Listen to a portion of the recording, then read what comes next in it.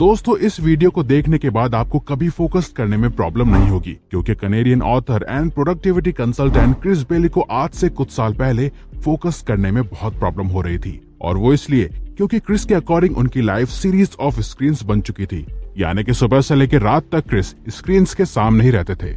लेकिन इन सभी में जो उनका सबसे बड़ा ज्यादा टाइम वेस्ट करता था वो था उनका स्मार्टफोन। तो क्रिस ने सोचा कि मैं एक ऐसी बुक लिखूंगा जिससे मैं अपना फोकस हमेशा के लिए बेहतर कर सकूं। तो उन्होंने खुद पे काफी एक्सपेरिमेंट्स ट्राई किए और वर्ल्ड वाइड घूम के कुछ ऐसे एक्सपर्ट से मिले जिन्होंने फोकस एंड अटेंशन पे सालों रिसर्च की थी। और क्रिस ने इन सभी चीजों को करने के दौरान 25,193 वर्ड्स के रिसर्च नोट्स तैयार करे और फिर एक बुक लिखी हाइपर फोकस, ताकि वो खुद और वर्ल्ड के काफी लोग अपना फोकस लेजर शार्प कर सके। तो आज हम आपके साथ इस बुक से 6 इंपॉर्टेंट लेसन शेयर करने वाले हैं, तो आइए जानते हैं। Number 1, switching off auto pilot mode. दोस्तों, हमारे 40% एक्शंस हमारी हैबिट से होते हैं, जिन्हें करने से पहले हमें कॉन्शियसली ज्यादा सोचना नहीं पड़ता। चाहे फिर सुबह ब्रश करना हो या रात को सोने से पहले फोन यूज करना, ये एक्शंस हमारी हैबिट से जिन्हें मोस्ट ऑफ द टाइम हम ऑटो पायलट मोड में ही कर रहे होते हैं। तो ऑथर कहते हैं कि ऑटो पायलट मोड में मत जियो, क्योंकि ये हमसे अनकॉन्शियसली वो एक्शंस, डिसीजंस एंड हैबिट्स करवाता है जो आगे चल के हमारे फेलियर का भी कारण बन सकता है। रिसर्चर्स शो करती हैं कि हमारी आंखें चीजों को और स्लो स्कैन करती है जब हमारा ब्रेन साथ ही में कुछ और सोच रहा हो, यानी कि ये दोनों ही साथ में एक साथ मिलकर वर्क करते हैं। अब ऑथर क्रिस बेली इस ऑटो पायलट मोड को ठीक करने के लिए टास्क ग्रिड को बनाना सजेस्ट करते हैं, जिसमें हॉरिजॉन्टली टास्क अनअट्रैक्टिव या अट्रैक्टिव है और वर्टिकली प्रोडक्टिव एंड अनप्रोडक्टिव, जिसमें फर्स्ट नेसेसरी वर्क वो है जो आपके लिए करना जरूरी है और वो आपकी लाइफ में वैल्यू एड करते हैं। फॉर एग्जाम्पल, अगर आप एक स्टूडेंट हैं तो आपका productive and necessary work study करना होगा, और अनअट्रैक्टिव इसलिए क्योंकि आपका पढ़ने का मन नहीं करता होगा। वहीं अननेसेसरी वर्क वो काम है जो हम नेसेसरी वर्क से बचने के लिए करते हैं और जो आपकी लाइफ में कोई वैल्यू ऐड नहीं करते, जैसे कि वर्क के बीच में टेक्स्ट या mails. Unproductive but attractive work को ऑथर डिस्ट्रैक्टिव वर्क कहते हैं, जिन्हें आपको करने में मजा आता है पर वो अनप्रोडक्टिव है, जैसे कि घंटों सोशल मीडिया यूज करना, लोगों से फालतू बातें करके टाइम वेस्ट करना या गेम्स में पूरा दिन लगाना। लेकिन वही मोस्ट इंपॉर्टेंट क्वाड्रेंट आता है पर्पसफुल टास्क, जो आपके लिए प्रोडक्टिव भी है एंड अट्रैक्टिव भी, जिसे आपको करने में सेटिस्फेक्शन मिलती है और वो आपकी लाइफ में वैल्यू भी ऐड करता है, जैसे कि अपने पैशन को फॉलो करना, अपनी फैमिली, फ्रेंड्स या पार्टनर के साथ टाइम बिताना या अपनी हॉबी को अपना प्रोफेशन बना लेना, यानी कि जिससे आपकी लाइफ में कोई वैल्यू ऐड होती है। तो रोज ये 4 तरह के टास्क आपके अटेंशन के लिए कम्पीट करेंगे। अब ये आपके हाथ में है कि आप किस पे ज्यादा फोकस करेंगे। तो दोस्तों, कमेंट्स में हमारे साथ शेयर करिए कि आपका वो कौन सा टास्क है जिस पे आप सबसे ज्यादा फोकस देने वाले हैं।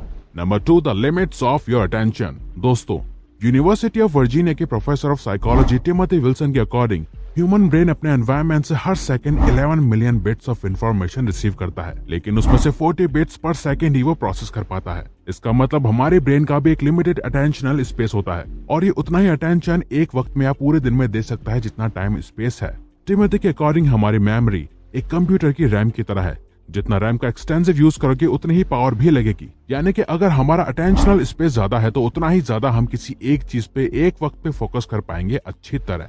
हम अपने फोकस को कैसे डिवाइड करते हैं, इसका एक एग्जांपल यही होगा कि अभी आप में से ज्यादातर लोग ये वीडियो देखते देखते दूसरी सजेस्टेड वीडियो को भी स्क्रॉल कर रहे होंगे, यानी कि आप एक साथ अपने अटेंशन स्पेस में काफी चीजें कर रहे हो, तभी आपके लिए किसी एक चीज पे फोकस करना मुश्किल होता है। ऑथर कहते हैं कि आप एक वक्त में अपने अटेंशन स्पेस में जितने टास्क भरते जाओगे उतने ही आप अनफोकस्ड एंड अनप्रोडक्टिव बनते जाओगे। तो अगर आपका टास्क 1 है पढ़ाई करना और टास्क 2 है साथ में गाने सुनना, तो आप किसी भी एक टास्क में ठीक से फोकस नहीं कर पाओगे। लेकिन अगर आप एक वक्त में सिर्फ एक टास्क को अपना अटेंशन स्पेस दोगे तो आपका अटेंशनल स्पेस एंड फोकस उतना ही बेहतर होता जाएगा।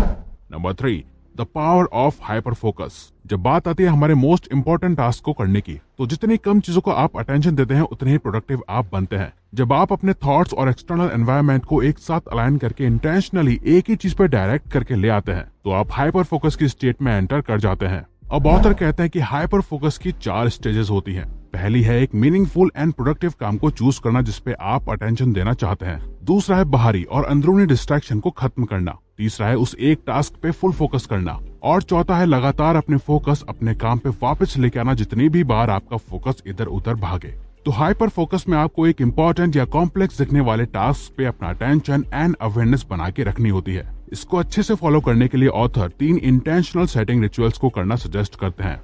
हर दिन की शुरुआत में सिर्फ वो 3 टास्क चुनो जो आप उस दिन में कंप्लीट करना चाहते हो। किसी एक काम को करने के पीछे उसके सेकंड या थर्ड कॉन्सिक्वेंसेस भी देखो। हर 1 घंटे का टाइमर सेट करो और उस टाइमर के बजने के बाद रिफ्लेक्ट करो कि क्या इस पूरे 1 घंटे के दौरान मैं फोकस था या मैं ऑटो पायलट मोड में था। Number 4, taming distractions. टेम का मतलब होता है किसी भी चीज को अपने कंट्रोल में करना या पालतू बनाना। तो यहाँ टेमिंग डिस्ट्रैक्शन से मतलब है अपने डिस्ट्रैक्शन को अपने हिसाब से कंट्रोल करना और अपना पालतू बनाना, ताकि डिस्ट्रैक्शन आपको नहीं बल्कि आप डिस्ट्रैक्शंस को कंट्रोल कर सकें।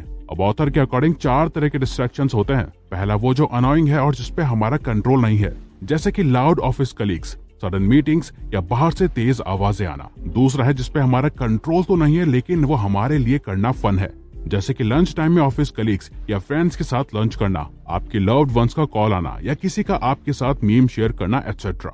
तीसरा है जिसे आप कंट्रोल कर सकते हैं पर वो अनोइंग है, जैसे कि emails, meetings, unwanted calls. Fourth है जिसे आप कंट्रोल भी कर सकते हैं और जिसे करने में आपको मजा भी आता है, जैसे कि entertaining content, social media account and instant messaging. लेकिन इन सभी डिस्ट्रैक्शन से डील कैसे करा जाए? तो ऑथर कहते हैं कि no control and annoying section से आपको डील करना ही पड़ेगा। यू हैव नो चॉइस, तो फोकस करने की कोशिश करो। नो कंट्रोल एंड फन को आप एंजॉय कर सकते हैं और कंट्रोल वाले सेक्शन को आप टाइम से पहले निपटाने की कोशिश करो। ऐसा करने से आप अपने डिस्ट्रैक्शंस को अच्छे से हैंडल कर पाएंगे।